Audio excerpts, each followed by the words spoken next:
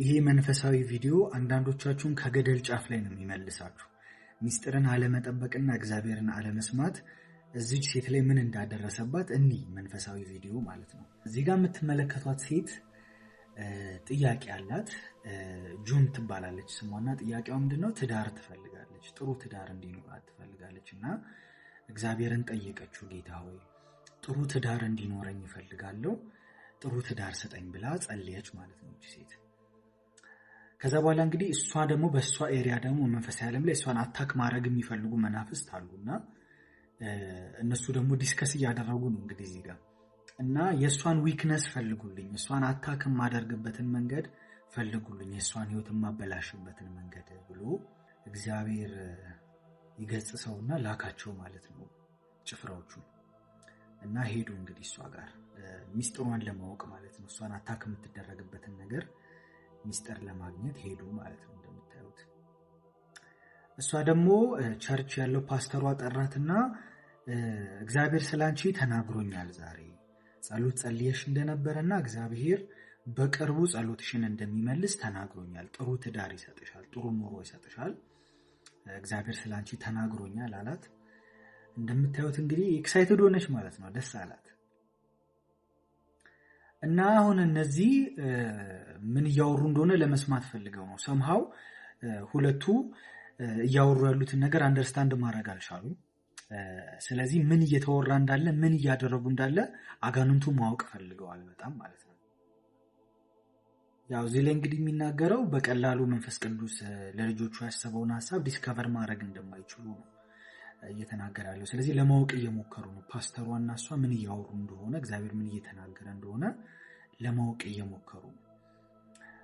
ግን አሁን የዚች ልጅ ችግር ምንድነው? በዓለም ላሉ ጓደኞቿም ለምታገኘው ሰው በሙሉ እግዚአብሔር የተናገራትን ነገር ማውራት ጀመረች ማለት ነው። ጸሎት ጸልያ እንደነበረና እግዚአብሔር በቅርቡ ትዳር ሊሰጣት እንደነበር የረጅም ጊዜ ጥያቄዋ እንደነበረ እና በጣም ስትመኘው ስትፈልገው የነበረን ነገር እግዚአብሔር ሊሰጣት እንደሆነ ነገርየው ሳይፈጸም በፊት በየቦታው እየዞረች ሚስጥሯን ማውራት ጀመረች ማለት ነው። እና ይህንን ደግሞ አጋንንቱ ዲስከቨር አደረጉና መተው እግዚአብሔር ይገጽሰውና ነገሩት ማለት ነው ለጭፍሮቹ አለቃ ማለት ነው። እና ምንድነው አሁን የሚሉት? ከአንተ ሰዎች ውስጥ አንዱን መጠቀም ትችላለህ። እሷ ጥሩ ትዳር ነው የምትፈልገው፣ ስለዚህ ከአንተ ሰዎች ውስጥ አንዱን ተጠቅመህ በዚህ ስስጎን ገብተህ ማበላሸት ትችላለህ ብለው አይዲያ ያቀረቡለት ማለት ነው። እና አሁን እዚህ ጋር ወክ ሲያደርግ የምታዩት የሰይጣን መጠቀሚያ ዕቃ የሆነ ሰውዬ ነው ማለት ነው። ስለዚህ ምንድነው የሚሉት? ሮንግ የሆነ የተሳሳተ ሰው እንድታገባ እናድርጋትና ህይወቷን እናበላሽ አሉት። ከዛ እንግዲህ ይሄንን ሰውዬ ላኩባት ማለት ነው ህይወቷ ላይ። ከዛ መጥቶ እንግዲህ ቸርች ድረስ መጥቶ አገኛት ማለት ነው። አንዴ እናወራ ብሎ ይዟት ወጥቶ ይኸው ዴት አብረን እናሳልፍ ብሎ ምንድነው የሚባለው? ጀነጀናት ነው የሚባለው አይደል በእኛ አማርኛ። ይኸው እንደምታዩት ነው እንግዲህ እግዚአብሔር ምህረት ያርግለትና ዴት እንውጣ ብሎ ነገራት። ደስተኛ ሆኑ ማለት ነው ፕላናቸው ውስጥ ስለገባች። እና ያው የእግዚአብሔርን ፈቃድ ሳትጠይቅ አንተ ነህ ወይ የላከው የነገርከኝ ሰው እሱ ነው ወይ ብላ ሳትጠይቅ ከሱ ጋር ዴት ማድረግ ጀመረች ማለት ነው። የእግዚአብሔርን ፈቃድ ቼክ ሳታደርግ እሱ ነው ብላ ሳትጠይቀው ማለት ነው። እንደዚህ ነው አሁን እዚህ ጋር እንደምታዩት ውስጥ ነገር ውስጥ ገባች ማለት ነው። ከዛ ፓስተሯ ፊል አደረገ። ፓስተሯ ሮንግ ነገር ውስጥ እንዳለች ፊል አድርጎ ቸርች ድረስ አስጠራት ሰውየው ባለበት ማለት ነው። ይሄ ነገር ሮንግ እንደሆነ እግዚአብሔር እየተናገረ ነው፣ ፊል እያደረኩ ነው፣ እባክሽ ይሄን ነገር አቁሚ አላት። በማይመች አካሄድ ሁሉ አትጠመጂ ብሎ ጥቅስ እንደዚህ ጠቀሰላት። ሁለተኛ ቆሮንቶስ 6:14 ትላንት የሰራውላችሁ ቪዲዮ ማለት ነው። እና እሷ አይ በምንም ታምር አልሰማም፣ አንተ በትክክል አይደለም የሰማው፣ አያስፈልግም እንደዚህ አይነት ነገር፣ እኔ በጣም ነው ወዶ የእግዚአብሔር ፈቃድ አለበት፣ የራስ ጉዳይ ብላ ድምጹን ኢግኖር አረገች ማለት ነው። እግዚአብሔር ይሁናት እንግዲህ። ከዛ ሰውየውን አገባችሁ። ይሄንን ያለው ይሄንን ሙቪ ያዘጋጀው ሰው ነው። እና ይኸው አገባችሁ። እዩት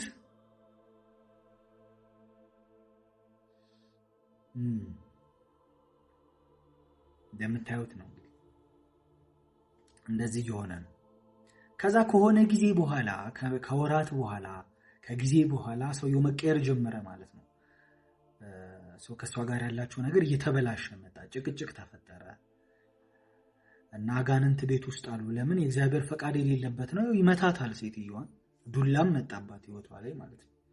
እና አጋንንቱ በደንብ እየተደሰቱ ነው። ለምን? እነሱ ፕላን ያደረጉት ነገር ውስጥ ስለገባች ማለት ነው። የእግዚአብሔርን ድምጽ ኢግኖር አድርጋ አልሰማም ብላ ማለት ነው።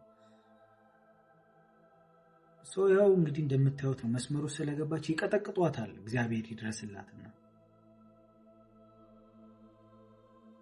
ያችሁ ከቸርችም እንድትርቅ አርጓታል። ሰውየው የማይመች አካሄድ ውስጥ ተጠምዳ እግዚአብሔር ያላሰበው ነገር ውስጥ ገብታ ችግር ውስጥ ተፈጠረ። ተፋታች። እሺ አፍተር ኦል መጨረሻ ላይ ነገሩ ስላልተሳካ ተፋታች። ደግሞ በዛም መጡባት። ይኸው ጭራሽ ፍቺ እኮ እግዚአብሔር የማይወደው ነገር ነው። አትፋቱ ብሏል እኮ እግዚአብሔር። አታድርጉ ያለውን ነገር ነው ያደረግሽው ብሎ ደግሞ ድጋሚ አሁንም እሷን መልሰው አታክ ማድረግ ጀመሩ ማለት ነው። ሰርክል ውስጥ ከተቷት፣ ኮንፊውዝድ አደረጓት ማለት ነው። እና ጥቅስ ይጠቅሱላታል። ሉቃስ 16:18 እያሉ ጥቅስ እየጠቀሱ እንግዲህ ላይፏን ሚዘራብል ያረጉታል ማለት ነው እንደምታዩት። ዋናው ነገር ግን ደስ የሚለው የእግዚአብሔር ሐሳብ ግን እግዚአብሔር አሁንም ለሷ ምንድነው የሚላት? ወደኔ ተመለሽ፣ ንስሐ ግቢ። እኔ የምህረት አምላክ ነኝ፣ ሁሉ ነገር ሪስቶር አደርጋለሁ። ጀስት ንስሐ ግቢና ያለውን ነገር ፊክስ እናደርግ አላት ማለት ነው እግዚአብሔርና። ከዚህ ምንድነው የምንማረው? ምንድነው አንደርስታንድ የምናደርገው? ዋና ነገሩ ምንድነው? የትኛውንም ነገር ስናደርግ የመጀመሪያው ነገር እግዚአብሔር የተናገረን ነገር በልባችን መጠበቅ አለብን። ማርያምም በልቧ ተጠብቀው ነበር ይላል መጽሐፍ ቅዱስ። ኤልሳቤጥን ካያችሁ ልክ እግዚአብሔር እንደምታረግዝና ልጅ እንደምትወልድ በስተርጅናዋ ሲናገራት ከሰው ሁሉ ሸሸት አለችና ራሷን ሸፍና ሌላ ቦታ ተቀመጠች ይላል። ሰው መጥቶ አስተያየት የማይሰጥበት፣ በየቦታው እየዞረች የማታወራበት፣ የእግዚአብሔር ነገር በሚስጥር ጠብቃ ነገርየው እስኪፈጸም ድረስ የምትጠብቅበት የምትሸሽግበት ቦታ ሄዳ ተቀመጠች ይላል። እና በሰላም ወልዳ ልጁም ደግሞ የእግዚአብሔርን ሐሳብ ፈጽሞ አለፈ ዮሐንስ ማለት ነው። እና እግዚአብሔር የሚናገረንን ነገር የመጀመሪያው ትምህርት ምንድነው? ሲክሬት ማድረግ እንዳለብን፣ ለሁሉም እየተዞረ የሚወራ ነገር እንዳልሆነ፣ አጋንንት እኛ ራሳችን ሐሳብ ካልሰጠናቸው በቀር፣ እኛ ራሳችን እግዚአብሔር ምን እያሰበ እንደሆነ ምን እንደተናገረን ካልነገርናቸው በቀር በራሳቸው ዲስከቨር ማድረግ አይችሉም። መጽሐፍ ቅዱስ ላይ እግዚአብሔር ሆይ አንተ ብቻ በሰው ልብ ውስጥ ያለውን ሐሳብ ታውቃለህ ስለሚል ማለት ነው።